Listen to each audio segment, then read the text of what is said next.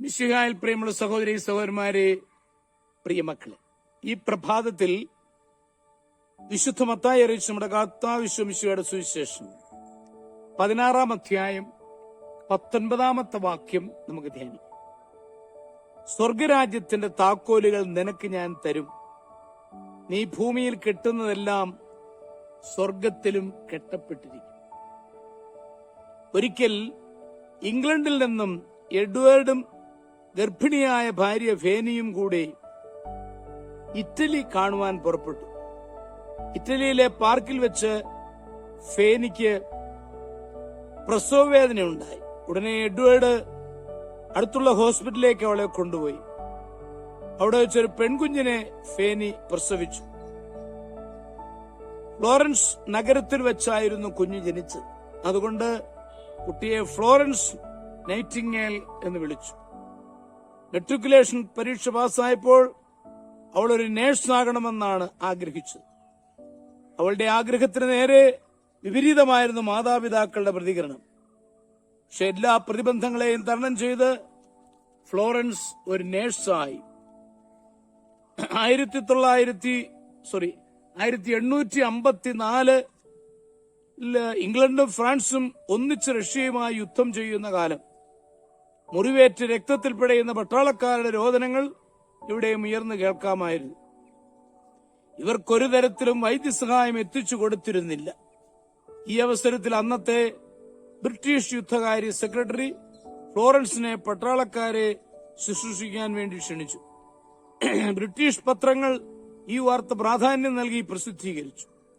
ഇംഗ്ലണ്ടിലെ മറ്റൊരു വനിതയ്ക്കും ഇതുവരെ ലഭിച്ചിട്ടില്ലാത്ത അംഗീകാരമായിരുന്നു ഇത്. ഫ്ലോറൻസിന് ലഭിച്ച അംഗീകാരം ഡോക്ടർമാരിലും അസൂയ ഉളവാക്കി. അവർ ഫ്ലോറൻസിനെ പരിഹസിച്ചു, കെട്ടുകഥകൾ മെനഞ്ഞെടുത്തു. എങ്കിലും പുഞ്ചിരിയോടെ ഫ്ലോറൻസ് എല്ലാ പ്രതിബന്ധങ്ങളെയും തരണം ചെയ്ത് അവൾ ഉള്ളുരുകി പ്രാർത്ഥിച്ചു. 24 മണിക്കൂറും ഫ്ലോറൻസ് ആശുപത്രിയിൽ തന്നെ കഴിഞ്ഞു. പാതിരാത്രിയിൽ പോലും ഒരു റാന്തൽ വിളക്കും കൈകളിലേന്തി ആശുപത്രിയിലെ വാർഡുകൾ കയറി ഇറങ്ങി. ഉറങ്ങാതെ വേദനിച്ചു കഴിയുന്ന ഭടന്മാരെ അവൾ ആശ്വസിപ്പിച്ചു. ഫ്ലോറൻസ് മുറിവേറ്റവരുടെ അടുത്തുകൂടി പോയാൽ അവർ സുഖം പ്രാപിക്കുമെന്നായിരുന്നു ഭടൻ തന്റെ ഡയറിക്കുറിപ്പിൽ എഴുതി. വിശ്രമമില്ലാതെയുള്ള ജോലി അവളെ തളർത്തി. അവളുടെ കണ്ണിന്റെ കാഴ്ച കുറഞ്ഞു. എങ്കിലും ഫ്ലോറൻസ് സംതൃപ്തിയായിരുന്നു. മരിക്കുന്നതിന് മുൻപ് തന്നെ കാണാനെത്തിയ സുഹൃത്തുക്കളോട് ഫ്ലോറൻസ് പറഞ്ഞു, എന്റെ മൃതസംസ്കാരം ഒട്ടും ആർഭാടമുണ്ടായിരിക്കരുത്, സ്മാരകങ്ങൾ നിർമ്മിക്കരുത്, ജനന മരണത്തീയതികൾ രേഖപ്പെടുത്തിയ ഒരു കുരിശു മാത്രം മതി. 1910 ഓഗസ്റ്റ് 13 ഫ്ലോറൻസ് മരിച്ചു.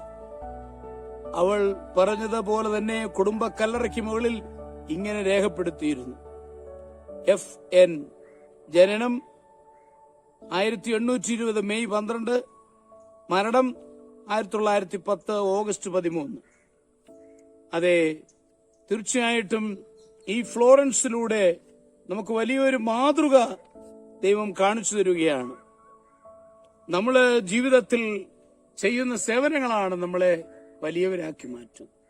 നമ്മുടെ കർത്താവ് മിശിഹായുടെ കൃപയും പിതാവായ ദൈവത്തിന്റെ സ്നേഹവും പരിശുദ്ധാത്മാവിന്റെ സഹവാസവും പരിശുദ്ധ അമ്മയുടെ മധ്യസ്ഥതയും നിങ്ങളെല്ലാവരോടും കൂടി ധാരാളമായിട്ടുണ്ടായിരിക്കട്ടെ, എപ്പോഴും എപ്പോഴും എന്നേക്കും. ആമേൻ.